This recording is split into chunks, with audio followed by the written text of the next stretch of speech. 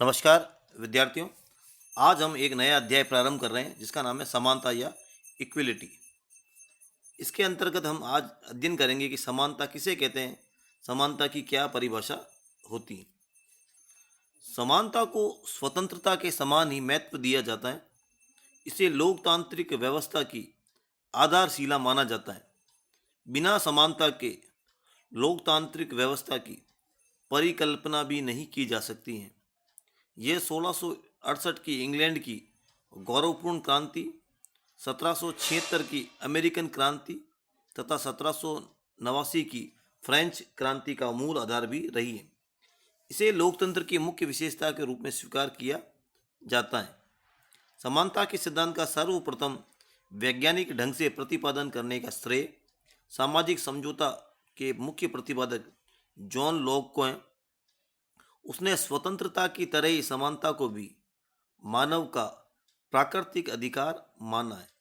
ये John Locke की राजनीतिक चिंतन को अमूल्य देन है।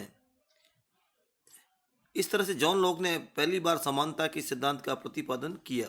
वर्तमान में अनेक देशों के संविधानों में समानता को मौलिक अधिकारों के रूप में शामिल किया गया है। भारत के संविधान में भी समानता को मौलिक अधिकार के रूप में शामिल किया गया। वर्तमान में राजनीति विज्ञान की ये एक प्रमुख धारणा है। अब हम देखते हैं कि समानता किसे कहते हैं। समानता को समझने से पहले हमें असमानता को समझना पड़ेगा। समाज में दो प्रकार से असमानताएं होती है। एक होती है प्राकृतिक असमानता। प्रथम, प्राकृतिक दृष्टि से मनुष्यों में असमानताएं पाई जाती है। प्राकृतिक रूप से सभी मनुष्यों के रूप में जन्म लेने के कारण तो समान हो सकते हैं, लेकिन प्रकृति सभी को समान नहीं बनाती।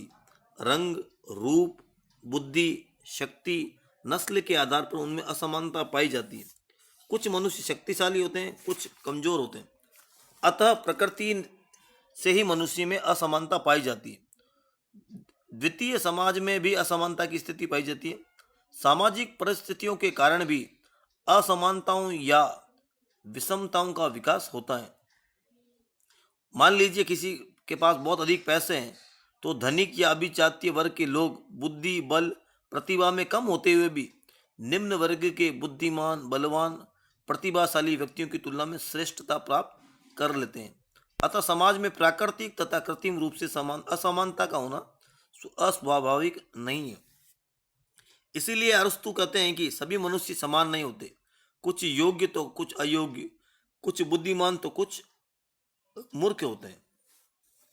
सामान्यता का अर्थ यह निकाला जाता है कि समाज में सभी व्यक्तियों को समान अवसर प्राप्त हो तथा उनके साथ समान व्यवहार किया जाए।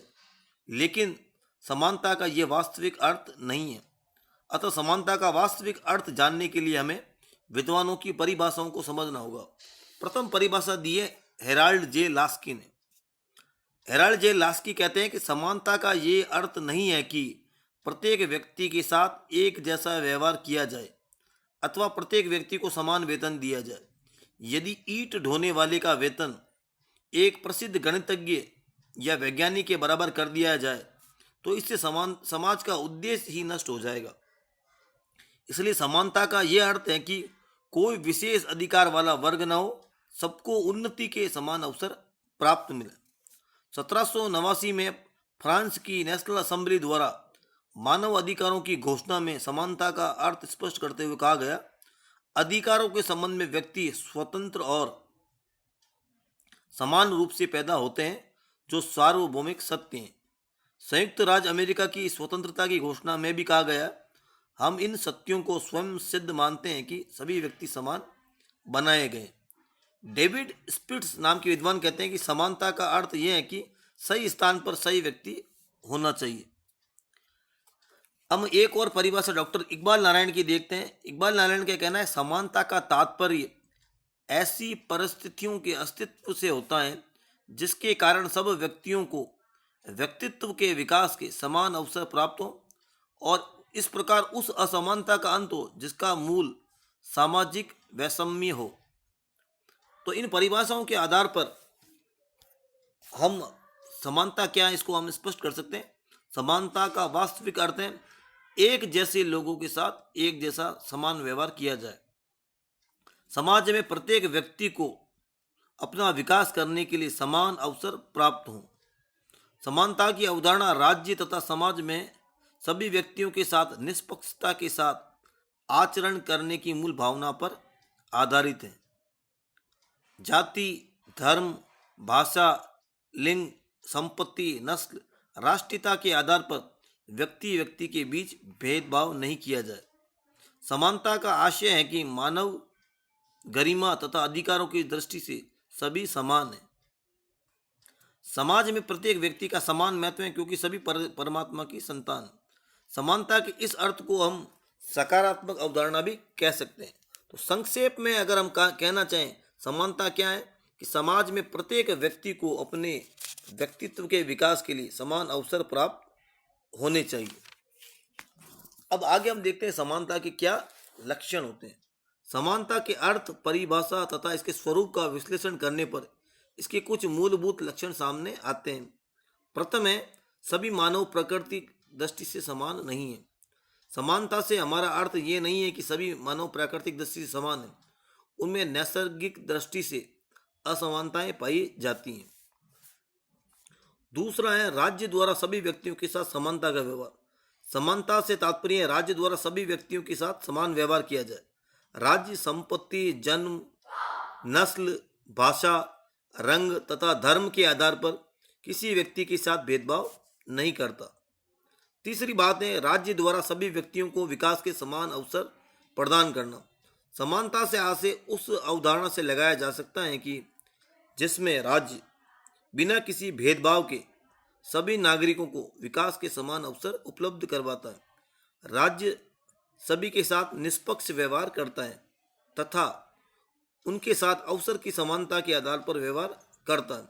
दूसरे शब्दों में अगर हम कहना चाहें तो इसका मतलब होगा राज्य द्वारा प्रत्येक व्यक्ति को अपने समुचित विकास के लिए अवसर की समानता प्रदान करना ही सच्ची समानता है। चतुर्थ बात इसमें आती है, भेदभाव का तर्कसंगत आधार। प्रथम तो समानता में किसी के साथ राज्य द्वारा भेदभाव नहीं किया जाता। अगर उसके द्वारा भेदभाव किया जाता है तो उसका कोई तर्क संगत अथवा न्याय संगत आधार होना चाहिए।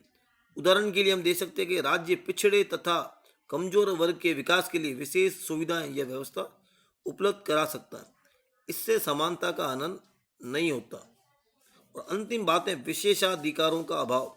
समानता तभी कायम रह सकती है जबकि राज्य द्वारा सभी प्रकार के विशेष अधिकारों को समाप्त कर दिया जाए। राज्य किसी व्यक्ति को तथा संस्थाओं को विशेष अधिकार प्रदान नहीं करे। इस तरह के विशेष अधिकारों से राज्य के नागरिकों की समानता की अवधारणा को नुकसान पहुंचता है। सारांश में ये कहा जा सकता है कि समानता का तात्पर्य विशेषाधिकारों की समाप्ति, सभी के लिए उचित अवसर, भेदभाव का कोई तर्कसंगत आधार होना चाहिए। इस वीडियो को ध्यान से सुनने के लिए आपका बहुत बहुत धन्यवाद।